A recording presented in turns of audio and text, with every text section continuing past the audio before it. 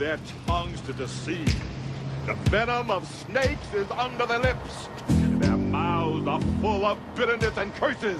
And in their paths, nothing but ruin and misery. And the fear of God is not before their eyes. They have taken the hearts and minds of our leaders. They have recruited the rich and the powerful. And they have blinded us to the truth. And our human spirit is corrupted. Why do we worship greed? Because outside the limit of our sight, feeding off us, perched on top of us from birth to death, are our owners. Our owners. They have us. They control us. They are our masters. Wake up. They're all about you, all around you.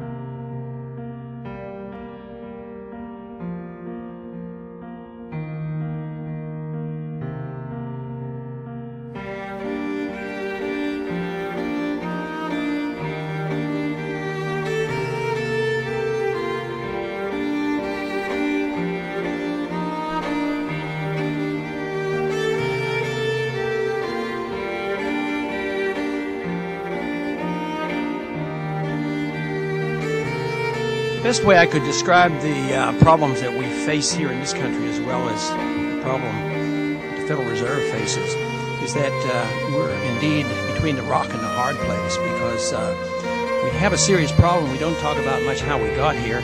We talk about how we're going to patch it up. The bubble has been burst. We saw what happened after the NASDAQ bubble burst. We don't ask how it was created, and then we have a housing bubble, and it's deflating and then it's spreading.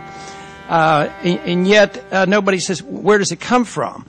And what is the advice that you generally get? And that is, inflate the currency. They don't say inflate the currency. They don't say debase the currency. They don't say devalue the currency. They don't say cheat the people who are saved.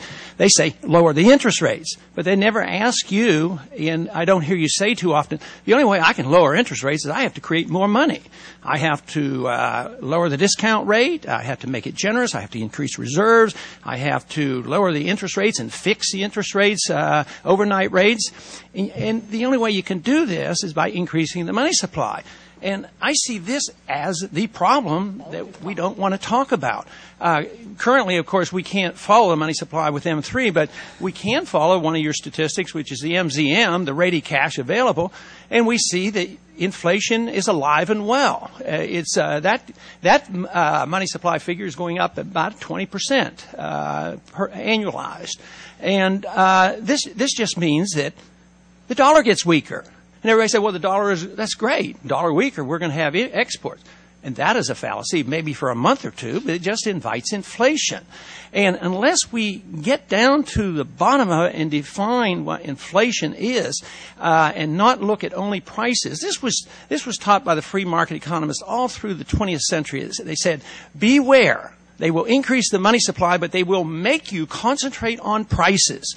And they will give you CPIs and PPIs, and they'll fudge those figures, and they'll talk about wage and price controls to solve our problems.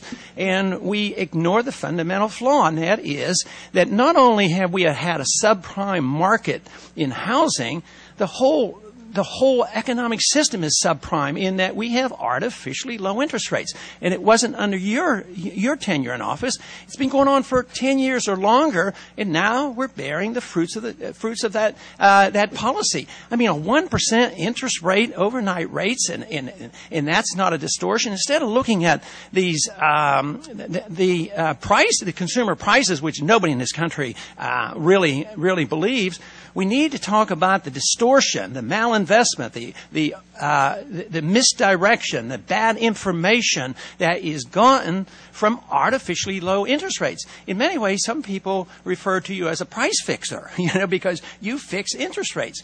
The market is powerful and usually overwhelms and does come into play, but when the Fed fixes an interest rate at 1%, that is price fixing. At the end of your testimony, you suggested that we should address this housing crisis and we should have rules that would address deceptive lending practices. And I just think that is not the answer at all. The real deception is when we distort the value of money. When we create money out of thin air, we have no savings, yet there's so-called capital, there's money available, but it comes from what you have to do and the pressure is put on you.